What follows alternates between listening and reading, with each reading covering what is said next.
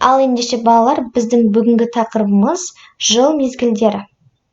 Яғни біз жыл мезгілдері туралы ертегімен танысатын боламыз. Ал ендеше жыл мезгілінің қанша түрі бар және оның атауын білеміз бе? Кәне бала, ойланып көрейік. Иә, дұрыс айтасыңдар балалар. Жыл мезгілдерінің 4 түрі болады. Қыс, көктем, жаз, күз. Ендеше біз ертегімен танысайық. Ертеде Ғасыр деген бабаның жыл атты жалғыз ұлы болыпты. Жылдың 2 ұлы, 2 қызы болыпты. Үлкені қыз шатақ мінезді болыпты. Десе мә деген сотқарлау, басынан сөз асырмайтын қиқар болыпты.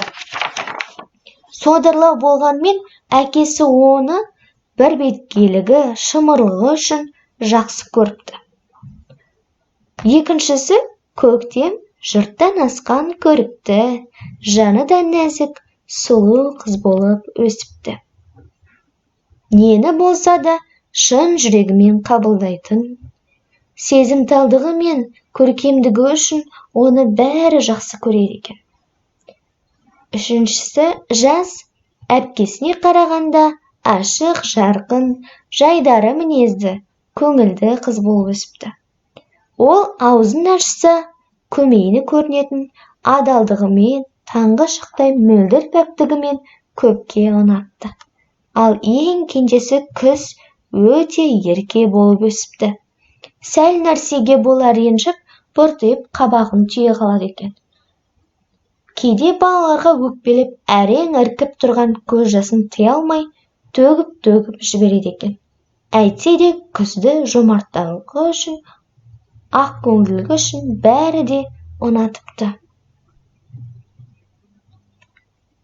Балалар, сендер осы жыл мезгілдерінен қай мезгілді ұнатасыңдар? Соның суретін салыңдар. Және де көп нүктенің орнына тиісті жыл мезгілінің атауын жазыңдар. Түсінікті ма балалар, тапсырма? Ендеше тапсырманы орындап жібереміз.